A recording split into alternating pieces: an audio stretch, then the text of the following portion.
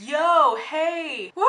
I have one major announcement before we get into the good stuff, and that announcement is that I look better in green than any other color in the world. It took me 25 years to come to this realization, but because I have now discovered this, I am making some changes in my life, such as wearing this sweatshirt every single day and opting out of brushing my teeth before this video because I figure the broccoli I ate for lunch would contribute to my overall aesthetic, and the greener the better, you know? Anyway, we're about 2.5 weeks into the new year, which means that New Year's resolutions are just starting to collapse for most people. And I want to bring up the topic of New Year's resolutions because I fucking hate them. I am strongly anti-New Year resolutions, and not just because it's a trendy thing to hate. I'm so concerned about being cool and different that I hate anything that other people do.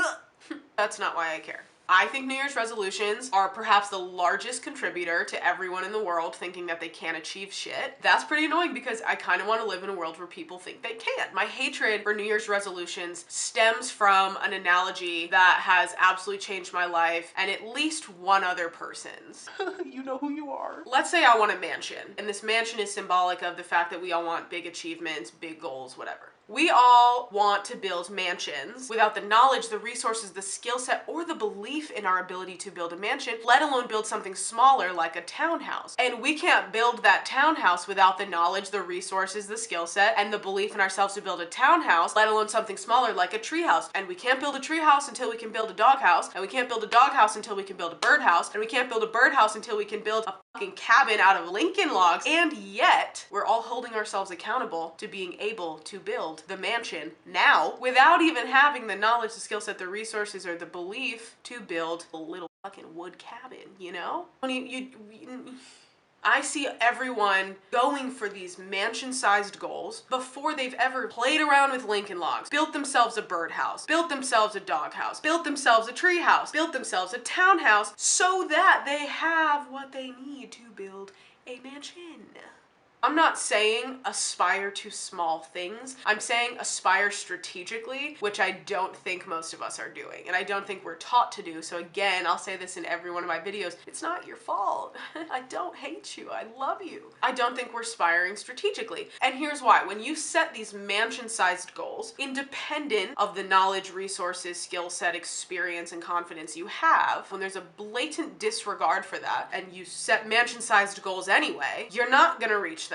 And as a result, you're going to be collecting data that says, I can't achieve shit. You're gonna feel bad about yourself and set a new mansion-sized goal, still not taking into consideration all the resources and all that shit that you still don't have. And you're gonna collect more data points that say that you can't achieve shit. And it's a problem. It's a problem. What we end up seeing is enough data to solidify the belief that I can't really achieve much at all, as opposed to what it should be solidifying, which is I can't achieve building a mansion with only a bird's house worth of resources and knowledge and skills and belief in myself. You see?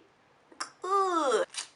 Is it making sense? This analogy has been really crucial in my life. You know, I ask myself, what is it that you're expecting yourself to achieve? And what's the Lincoln log version of that goal? What's the birdhouse sized version of that goal? What's the doghouse version, the treehouse version, the townhouse version, and the mansion version? Truly, I don't even believe that I have the foresight enough to know what the mansion sized version of my goals are. I don't even think I can see past the treehouse level right now. I'm still in the birdhouse phase of a lot of the things I'm trying to do in my life. I'm still in the Lincoln log phase of a lot of things I'm trying to do in my life. And why the fuck are we expecting mansions of ourselves?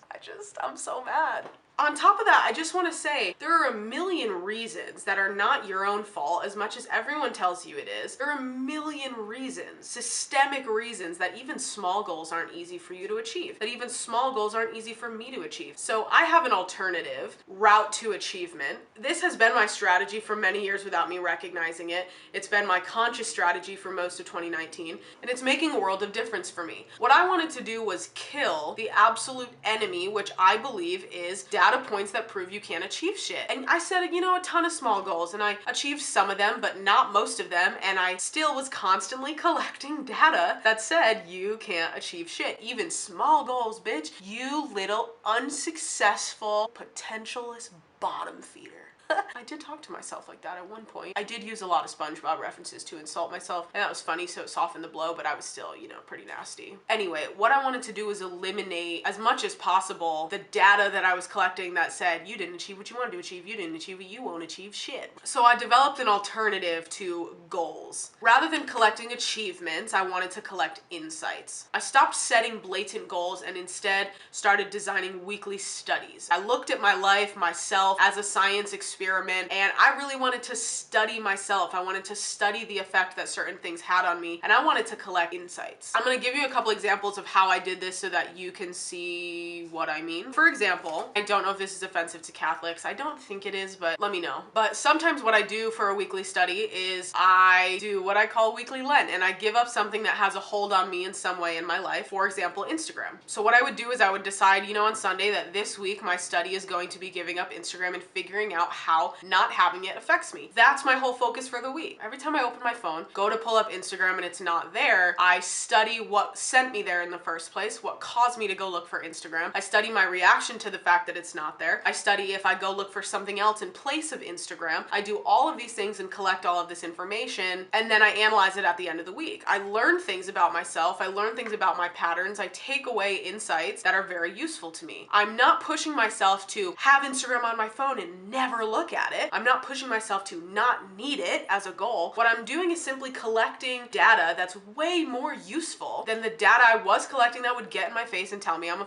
loser who won't achieve anything. A lot of the weekly studies I do are around food because I've talked many times about my weight and my issues with eating, and, you know, consequently a lot of my weekly studies are around the topic of food. One that I've done is studying the difference between when I cook meals and when I buy meals. I study how I feel about spending the money on those things. I study how I feel eating them. I study how I feel after them. I study what I do directly after them. And I've learned all these dynamics about what feels good and what doesn't feel good and what emotions are tied to what and all of this stuff, and those insights honestly have equipped me to make so many better decisions and almost accidentally achieve goals that I didn't even have to set, simply because I felt empowered by the new knowledge I had, as opposed to disempowered by the data I collected that said, you're a fucking loser who can't achieve shit, you know? Anyway, this is why I'm insightful, because I collect insights on purpose. I collect them on purpose, and it allows me to constantly improve. Insights are empowering. The data most of us are collecting is disempowering, and this is honestly true.